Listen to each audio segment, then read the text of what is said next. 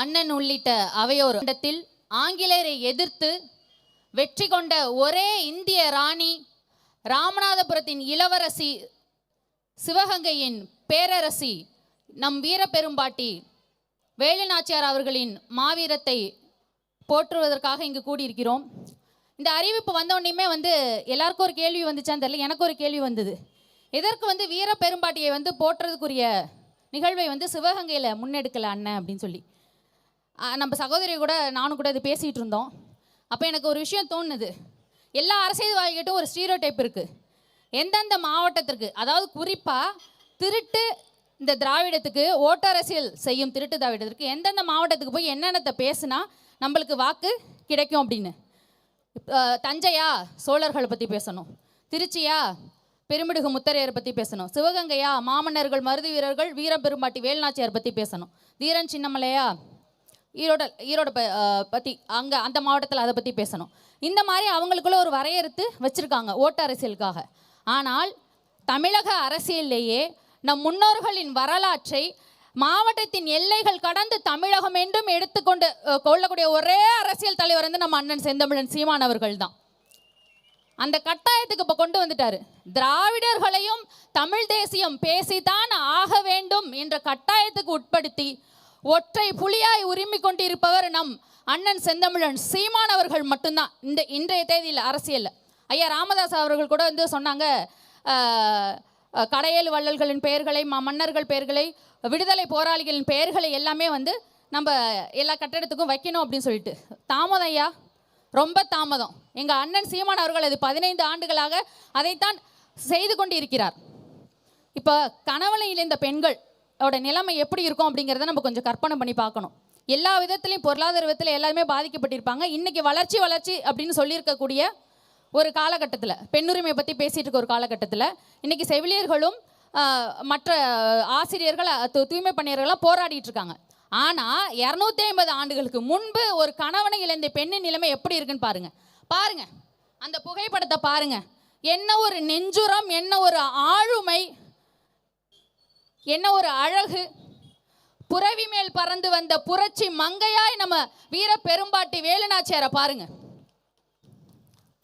கணவனை இழந்துட்டாங்க, கணவன் முகத்தை கூட பார்க்க முடியல, கையில் கை குழந்தை, உயிரை காப்பாற்றுகிறதுக்காக எல்லா இடத்திற்கும் அரண்மனை விட்டு வெளியேறி எல்லா இடத்திற்கும் சென்று இருக்கக்கூடிய இது 8 ஆண்டு காலம் அந்த ஒரு வைராக்கியத்தோடு இருந்து சிவகங்கை மண்ணை மீட்டெடுத்த இந்த வீர பெரும்பாட்டியின் வீரத்தை என்னன்னு சொல்றது? இதை நம்ம பாடநூலில் விளக்கமாக வைக்கிறதுக்கு உனக்கு வலிக்குதா? இல்லை கேட்குறேன், வலிக்குதான்? இன்றைக்கி நம்ம பேசிகிட்டு இருக்கோம், எம்பவர்மெண்ட் பற்றி பேசிகிட்டு இருக்கிறோம், வாக்குரிமை சொத்துரிமை பற்றிலாம் பேசிகிட்டு இருக்கோம். 250 ஆண்டுகளுக்கு முன்பே அதை நிலைநாட்டியவர் நம்ம வீர பெரும்பாட்டி வேலுநாச்சியார் அவர்கள். அந்த வீர பெரும்பாட்டியை முன்னிறுத்தி போரில் வெற்றி கண்டவர்கள் தான் மாமன்னர்கள் மருதிருவர்கள். அண்ணா அன்னைக்கு மேடையில் சொன்னார், ஒரு பெண்ணை முன்னிறுத்தி நம்ம போர் புரிகிறோங்கிற ஒரு சின்ன இது கூட அவங்க இல்லாமல் பெண்ணை முன்னிறுத்தி அவங்க போர் செஞ்சு ஒரு போர் புரிந்து ஒரு புரட்சியை வித்துட்டாங்க, ஒரு பெண்ணுரிமை வித்துட்டாங்க. அன்னைக்கு ஜம்பு பிரகடன தீவை அறிவித்தது தொடர்ந்து அவர்கள் பெண்ணுரிமையை மட்டும் நிலைநாட்டல, சமூக ஒற்றுமையை நிலைநாட்டாங்க. எப்படின்னா அவர்கள் மக்களை போருக்கு அழைக்கும் போது மறவர் ரத்தம் யாருக்கு ஓடுகிறதோ, இல்லை அகமுடைய ரத்தம் யாருக்கு ஓடுகிறதோ, இல்லை பறைய ரத்தம் பல்லர் ரத்தம் நாடார் ரத்தம் யாருக்கு ஓடுகிறோ அவர்களை போருக்கு வாங்கன்னு சொல்லலை. எவன் உடம்பில் ஐரோப்பிய ரத்தம் ஓடவில்லையோ அவன் போருக்கு வா அப்படின்னு தான் கூப்பிட்டாங்க மாமன்னர்கள் மருதிரோர்கள். இன்னைக்கு நீ பெண்ணியம் பேசிட்டு தெரியுற, பெண்ணியத்துக்கு உனக்கு என்ன சம்பந்தம்? இல்லை, ஒன்றும் சம்மந்தம் இல்லை, நாங்கள் சம்மந்தப்படுத்திக்கிட்டோம். ஒன்னே ஒன்று சொல்கிறேன், கொள்கையை சொல்லி தாலி அறுத்தா அது கொளத்தூர் வீரமணி, குவார்ட்டரை கொடுத்து தாலி அறுத்தா அது இந்த திருட்டு திராவிட திமுக ஸ்டாலின் அவர்களும் கனிமொழி அவர்களும் தான். இது இந்த திராவிட மாடல் ஆட்சியில் இருக்கிற இந்த எம்பி, இந்த மாவட்டத்தோட எம்பி கனிமொழி இதுக்கு பதில் சொல்லுவாங்களா? ஒன்னே ஒன்று சொல்லிக்கிறேன். இப்போ இவங்களுக்கும் வடிவேல் ஒரு காமெடியில் சொல்லுவார், பஸ்ஸு நின்றுடும், எல்லாரும் போய் பஸ்ஸை தள்ளுவாங்க, ஒரே ஒருத்தன் மட்டும் பின்னாடி தனியாக நின்று தள்ளு தள்ளு தள்ளு தள்ளு தள்ளுமா, தள்ளு தள்ளு தள்ளு தள்ளு தள்ளுன்னு சொல்லிட்டு இருப்பான். அப்போ இந்த முன்னாடி பஸ்ஸை தள்ளினாங்க பாரு, உண்மையா அதெல்லாம் யாராருன்னா நம்ம பெரும்பாட்டன்கள், பாரதி பெண்ணுரிமை பற்றி பேசியிருக்காரு, கவிமணி தேசியர் விநாயகம் பிள்ளை, நம் தலைவர் பிரபாகரன் அவர்கள் பெண் விடுதலை இல்லையேல் மண் விடுதலை இல்லைன்னு சொல்லி பேசியிருக்கிறாரு. ஆனால் அந்த பின்னாடி நின்றுட்டு எதுவுமே பண்ணாமல் தள்ளு தள்ளு தள்ளு தள்ளுங்கிற அவன் தான் ஈவேரா. சரி விடுங்க, நம்ம பெரும்பாட்டியை போட்டுற இடத்துல வந்து அந்த வீணா போனவங்களுக்கு என்ன வேலை, அதற்கு தனியாக அண்ணன் ஒரு தேதி கொடுத்துருக்காரு. இப்போ உங்களுக்கென்றே ஒரு சாதி சண்டை மைதானம்னு வடிவேல் சொல்வார், அது மாதிரி உங்களுக்கென்றே ஒரு கொள்கை சண்டை மைதானம் மயிலாடுதுறையில் இருக்குது. ஜனவரி 3ஆம் தேதி. அதனால் சம்பவம் அங்கே உறுதியாக இருக்குது, அங்கே பேசிக்குவோம்.